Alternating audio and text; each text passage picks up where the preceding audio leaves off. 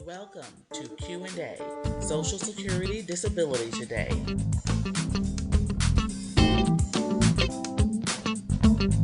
This program is brought to you by the Reeves Law Firm, representing you and your Social Security and disability needs. If you have a problem or questions regarding Social Security and disability, call attorney Anthony Reeves.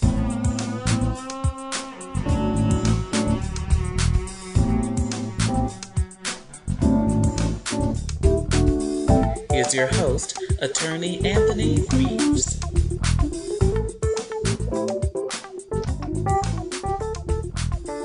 Is there a way for me to get disability benefits or at least apply for disability while I'm still working so that when I stop working, I can go into transition into disability?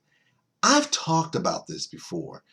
And the reason why I brought this up because someone actually asked me the same question because they have a family member who basically is working their butt off and they're only doing it because their medical condition is deteriorating, but they need the insurance and they need the money. So they're worried about the fact that they would have to wait and be out of work for a year and no income and not being able to survive. So they were hoping that maybe they could apply for disability so that the disability would come through and then they would just stop working and they'd be on disability. No. Now, let me tell some this. Let me make this point very clear. You cannot, and I've talked about transitioning before, and I've told people, listen, you can't take a preemptive strike with Social Security. You don't have to be out of work for a year. The regulations basically says, do you have a condition that can last 12 months or can reasonably be expected to last 12 months? The reasonably expected to last 12 months are for those people who stopped working because of their medical condition. And looking at the medical records, it's clear that if you project forward, it's reasonable that they're going to be out of work for 12 months due to their medical condition.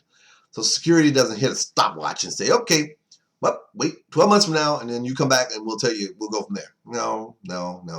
That's not the way it flows. Okay? What they're going to do is when you apply, they're going to look at whether or not your medical record supports your allegations that your condition would reasonably keep you out 12 months or more.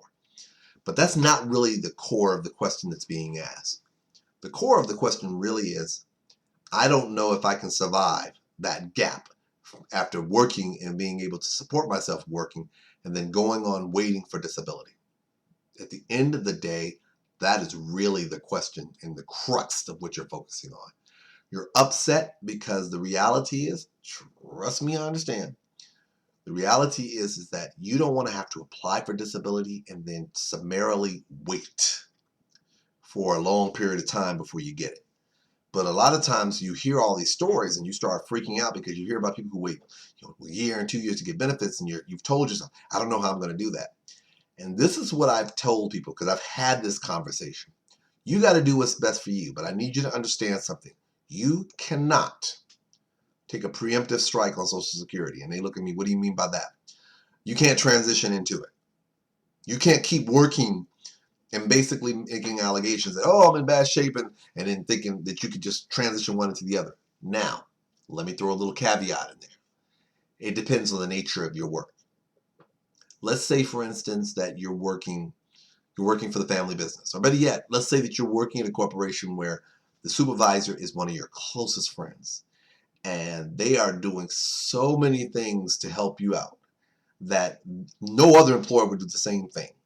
Meaning, they're letting you take extra work breaks. They're letting you go out in the car and put your feet up so you can take a nap. They're just doing so many things that this technically is not really work. It's what we call sheltered work. Because the person is recognizing that you need money, so they're sheltering you away from what you normally would have to do in order to basically subsidize you not being out of work. In other words, they're basically paying you to do less than what you're normally used to doing because they know you need the money.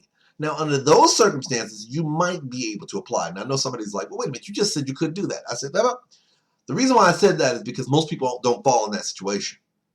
Most people who come to me are in situations where their employer doesn't fully know that they're having a lot of problems.